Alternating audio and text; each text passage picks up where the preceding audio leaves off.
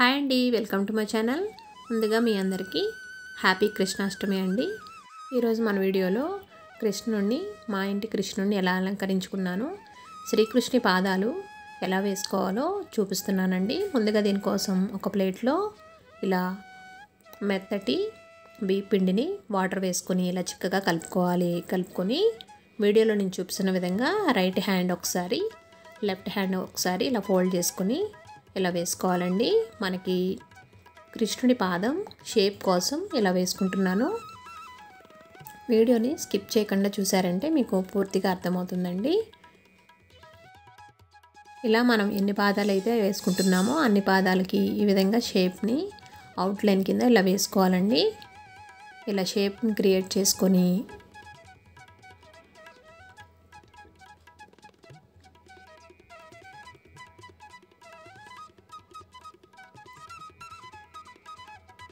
తర్వాత ఈ షేప్లో వీడియోలో నేను చూపిస్తున్న విధంగా ఒక వేలుతో ఇలా ఫిల్ చేసుకోవాలండి.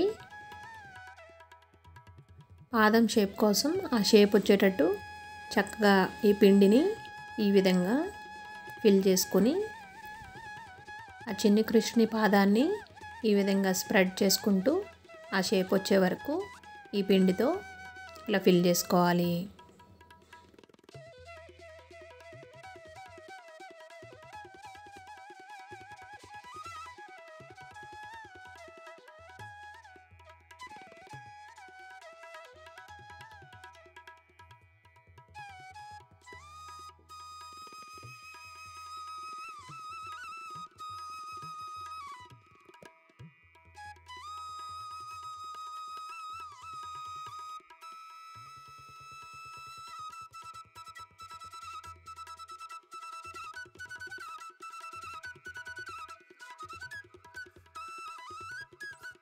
ఇలా ఫిల్ చేసుకున్న తర్వాత ఆ చిన్ని కృష్ణుని వేళ్లను ఈ విధంగా చిన్న చిన్న డాట్స్ కింద ఒక 5 డాట్స్ ఇలా పెట్టుకోవాలండి. పెట్టుకుంటే మనకి చిన్ని కృష్ణుని పాదం అనేది రెడీ అయిపోతుంది.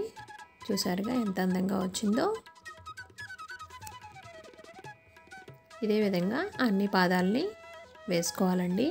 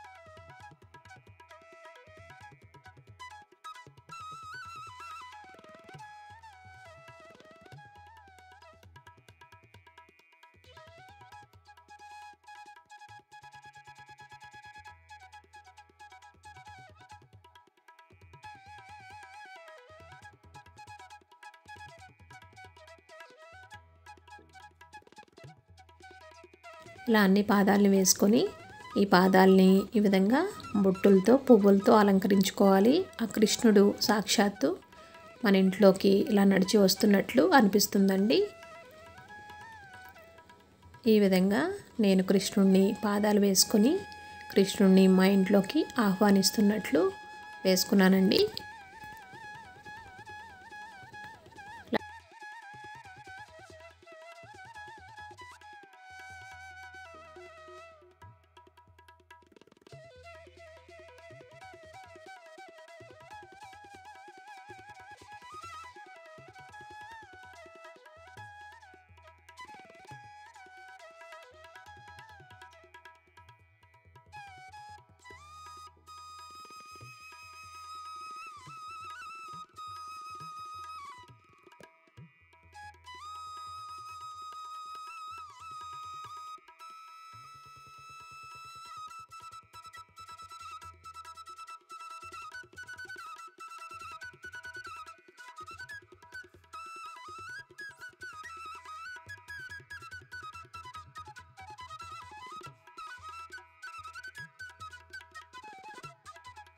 ఈ విధంగా మా ఇంటి కృష్ణాష్టమి వేడుకలు చేసుకున్నామండి. మీరు కూడా ఎలా చేసుకున్నారో నాకు కామెంట్ సెక్షన్లో కామెంట్ పెట్టండి.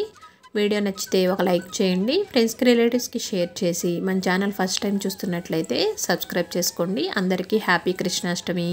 Thank you.